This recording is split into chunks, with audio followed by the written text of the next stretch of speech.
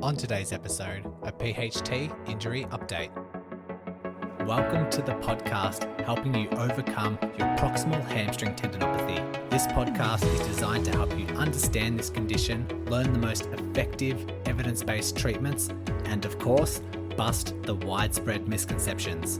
My name is Brodie Sharpe. I'm an online physiotherapist, recreational athlete, creator of the Run Smarter series, and a chronic proximal hamstring tendinopathy battler. Whether you are an athlete or not, this podcast will educate and empower you in taking the right steps to overcome this horrible condition. So let's give you the right knowledge along with practical takeaways in today's lesson.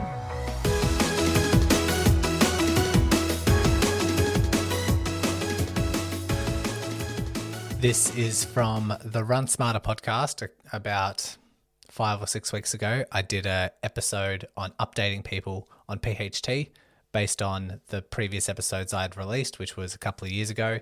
And yeah, a few revelations and insights in my understanding of PHT and what I've learned now. So enjoy.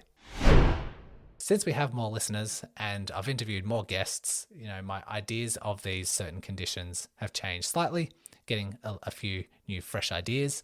And so these injury update episodes will be quite nice. And it's also nice to refresh your memory on these sorts of things as well, because you can learn something and then forget it 12 months later. And then if it's delivered another way or just reminded to you, it can be a nice way to kickstart some of your rehab or focus on those injury prevention principles as well. And so there are a lot of running related conditions out there. So I put the vote out on the Run Smarter Facebook group, couple of running related conditions, and said, this is the idea. I want to do some injury updated episodes and vote on which conditions you want to see more of or the most, and I'll do those. And so PHT came out number one, which is why we're doing it today. It was actually submitted by one of the Facebook group members. People were submitting their own, and it was actually glute/high hamstring. So usually a glute pain for a runner is most likely going to be PHT. It's misdiagnosed as like piriformis or some sort of glute soreness because it's so high up into the hip, but would most often be PHT. But originally I didn't put it in there as an option because I have the podcast. I have the Overcoming PHT podcast, which is the second podcast that I do specifically to treat this condition. And I know a lot of you who do have PHT are listening to both. So I thought that might have been the case, but someone decided to put that option in there and then it came number one. So I think let's just do it anyway. But if you want to know more about PHT, if you want to dive deep into some of these topics, I do have that podcast out there. There's like 70 episodes just about treating and managing and preventing PHT. So if you want that deep dive, you can go to that podcast. And sorry for not putting PHT in there as an option. I didn't know that it would become number one. The other places I have, so the upper hamstring / glute came in at 19%. Patellofemoral pain was 15%. So I'll do that the next injury update episode that I do. ITB syndrome, Achilles tendon and calf were 13 and 10%. And 10% as well was shin splints.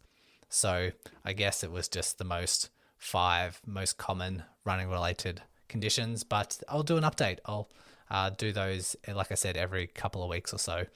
And I guess we'll start with just talking about what PHT is, just briefly.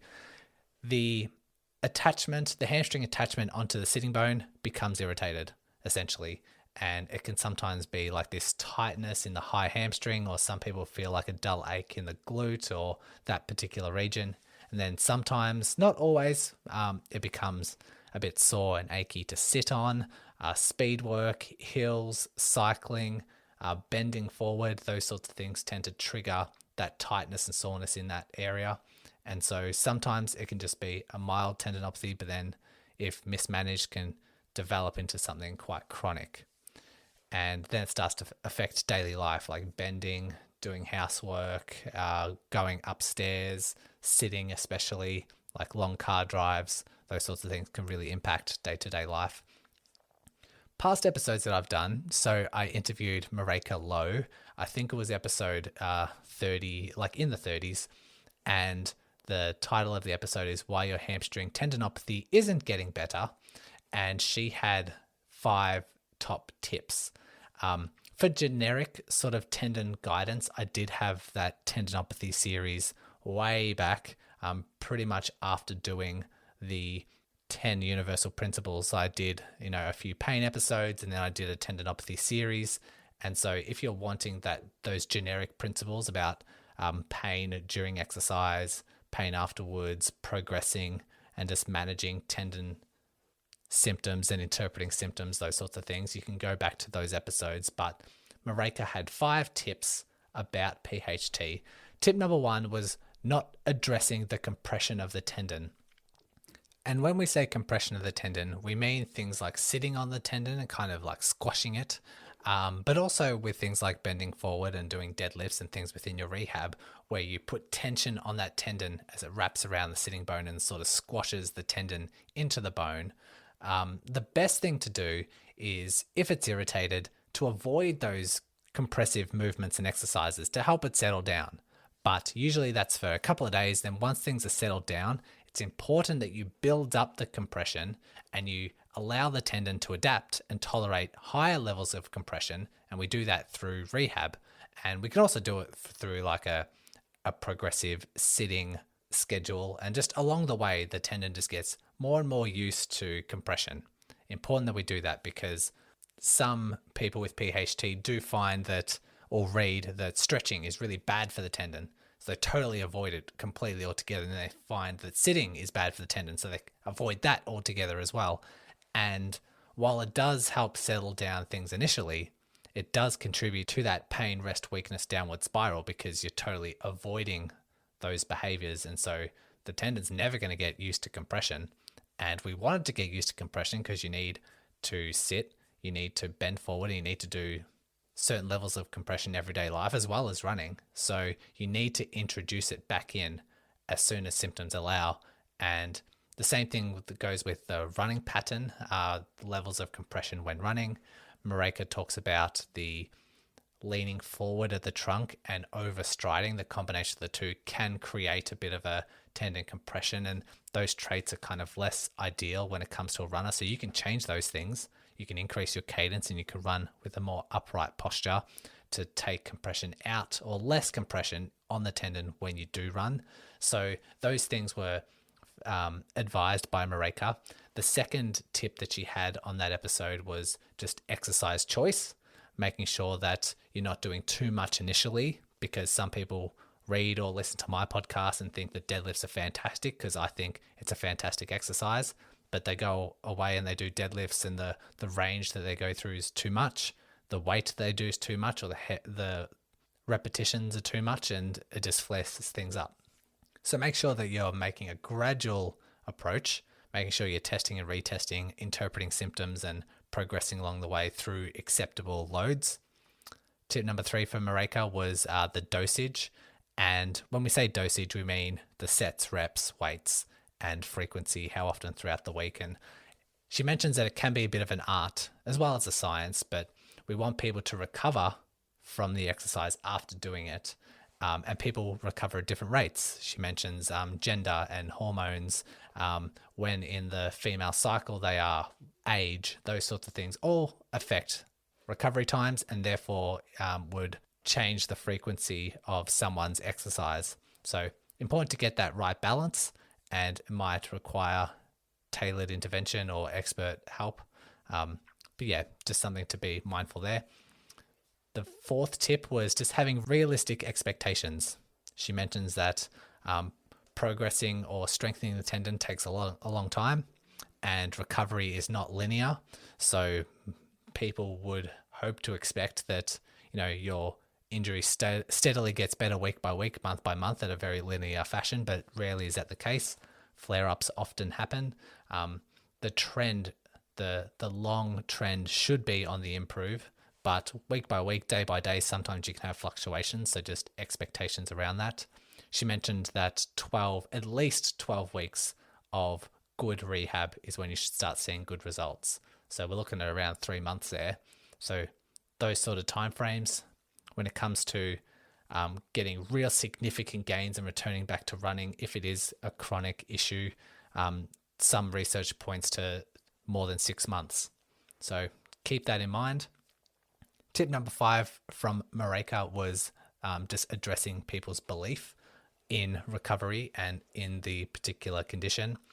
She referred to Facebook groups and how certain Facebook groups have people with PHT posting their thoughts, their experiences, and saying they've had this particular condition for several years. It's not getting better, it's getting worse. I'm talking about surgery, and it creates a lot of fear, and then people become frightened because they have that same condition and wonder if that's ever going to be them.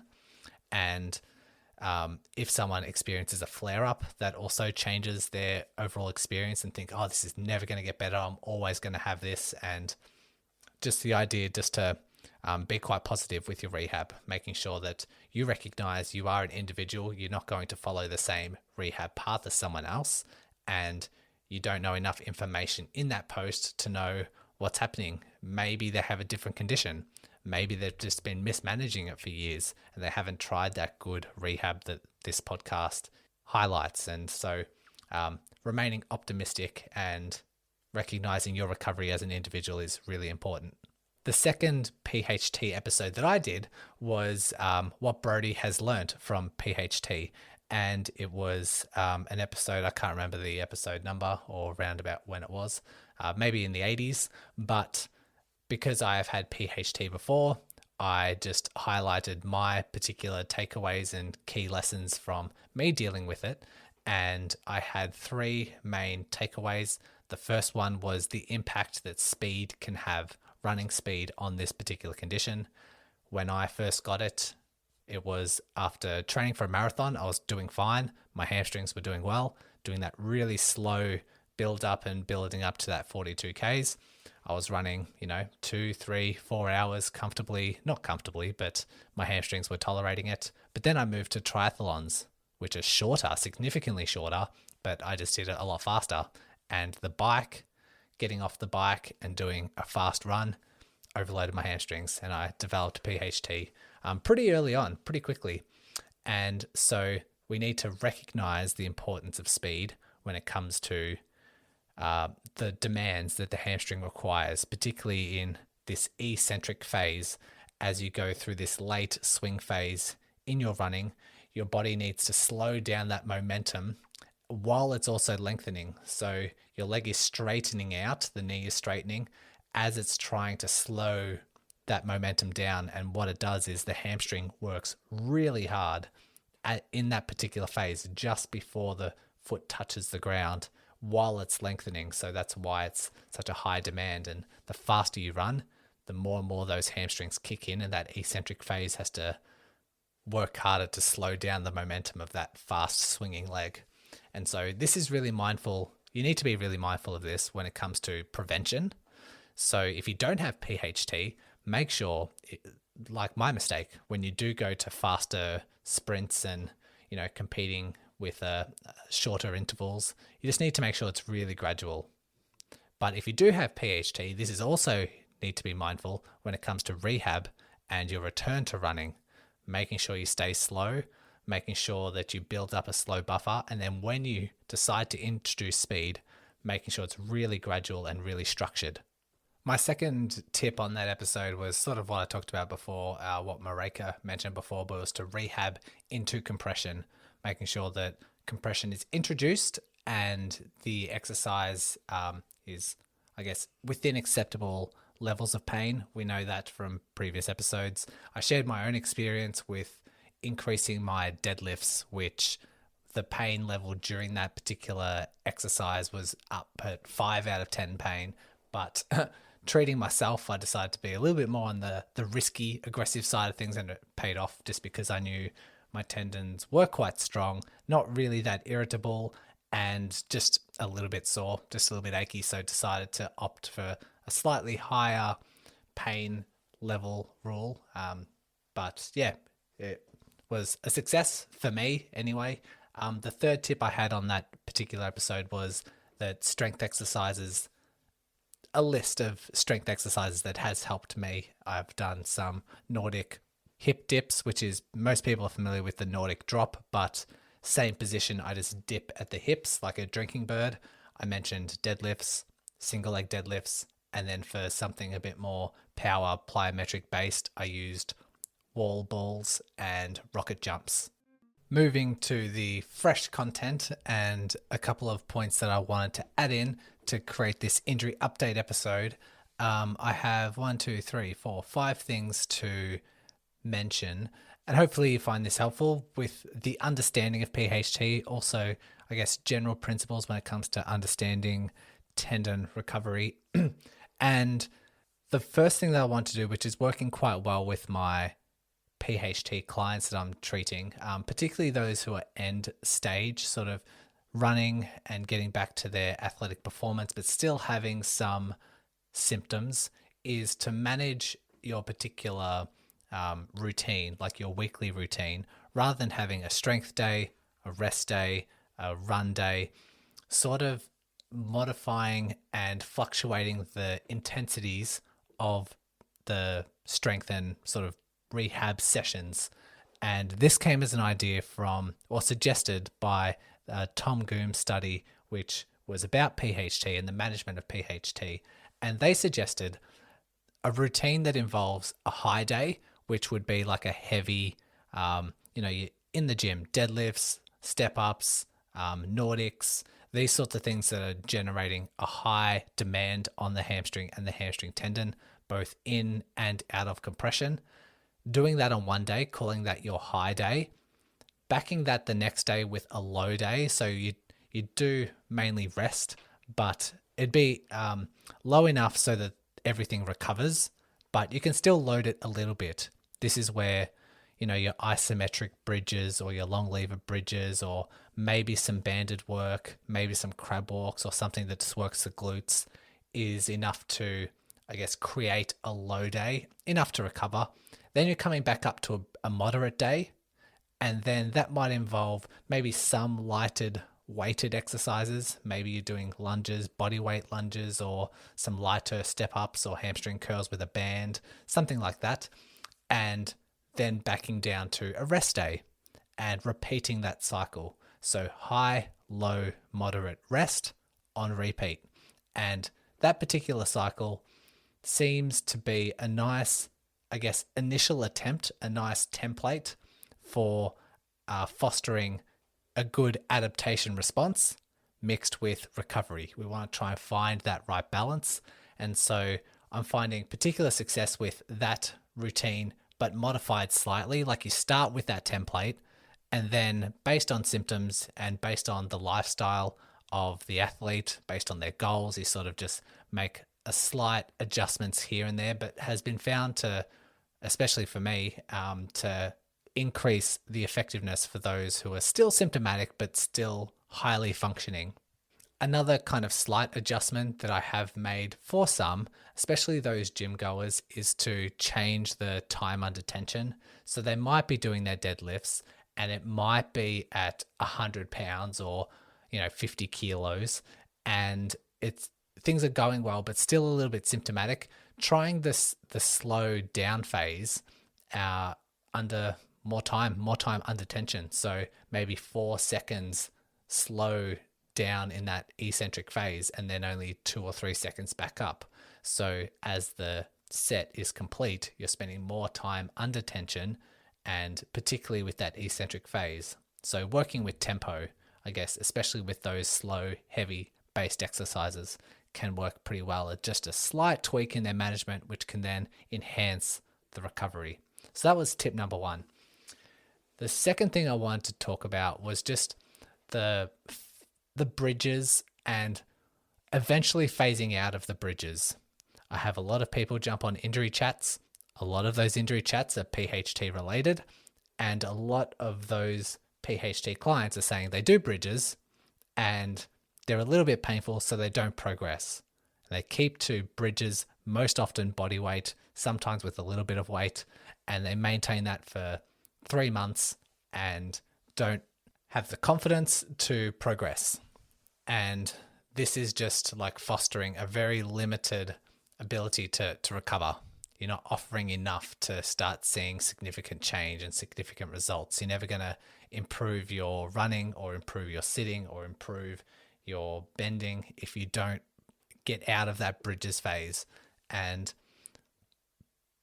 for most, if I were to start with someone with PHT, start working with them, I would try to get them onto deadlifts, but it wouldn't be full range deadlifts. It wouldn't be heavy deadlifts based on their level of strength, level of function, and how irritable their tendons are. I start sometimes with a half range of movement Romanian deadlift, and it might only be 10 pounds, but it's something. And then we can see how symptoms behave. And if that's fine, then increase the weight. I did a entire episode on the PHT podcast on how to progress deadlifts, just because I see such importance with it and I see such good benefits. But someone's introduction into deadlifts, especially if they don't have the right guidance, can easily overdo things and then easily flare them up. They become discouraged. They go back to their bridges and stay there for several months. So just create an episode with the need to, okay, this is a starting point. You might not need to start here. You might want to start at stage 6 or 7, but this is stage 1. This is how you progress through each stage. So I did an episode on that. Deadlifts, weighted step-ups, hamstring curls. That hamstring curl might be at the gym doing the machine prone or cable prone hamstring curl, or it might start off with a band. Most people have resistance bands at home.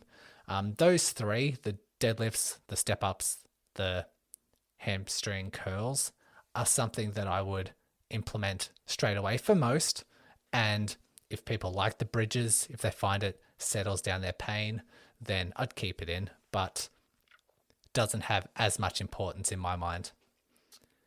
The third thing I want to discuss is, I guess, the introduction into running and speed and hills. And I did mention earlier the impact that speed has. Be very careful. I usually go off the rough guideline that 40 minutes of slow, continuous running, once you can do that on a level ground, once you're able to sustain 40 minutes of running without, I guess the tendon and the hamstring agrees with it. It's acceptable. It's an acceptable dosage of load. Once we do that, if speed is on your mind, then maybe we introduce speed then, but I always start with strides. This will come in really handy because next week's episode, I'm interviewing Claire Bartholic and we're talking all about strides. So we'll do that. That will be timed very nicely, but I do strides just as a brief introduction into speed to see how the tendon will behave. Once we know the tendon behaves well with 4 repeats of strides, then we increase the level of strides, the number of repeats, and the top speed that you do in those strides. Once you've got a couple of weeks of those and we know the tendon's doing well, that's when we do short intervals. And those intervals might be 30 seconds of running a bit faster, maybe 60 seconds of running a bit faster. It all depends on the individual in terms of what level we start at and then how to progress from there. But it always needs to be structured. It always needs to be written down as a plan and then gradually progressed. Those who run 40 minutes pain-free and say, yeah, I'm okay to introduce speed, and then they just do that 40 minutes just a little bit faster, they usually come undone pretty quickly. It's a different stimulus and it's a different strain. And so making sure you follow these guidelines, making sure it's written down, it's measured, and therefore if you do come unstuck, you've then learnt where that capacity is, where that limit is, wait for things to settle down, and then just don't make the same mistake. So really, really careful. Once you've done intervals, once you're at running, 2-minute intervals at an RPE of around 7 or 8, that's when we have the confidence to start introducing hills. Now, hills have a whole bunch of different variables, how fast you go up the hill, what the incline is like on that hill, the distance of the total hill.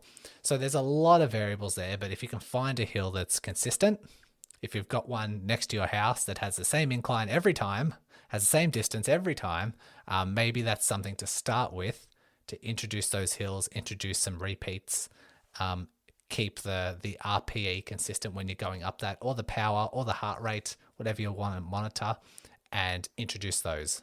But like I said, 40 minutes of continuous easy running to start with, then strides, progress those strides, then short intervals.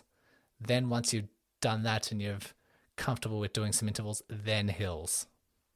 Okay, 2 more to go. And this fourth one that I have written down is resistance exercises into hip extension.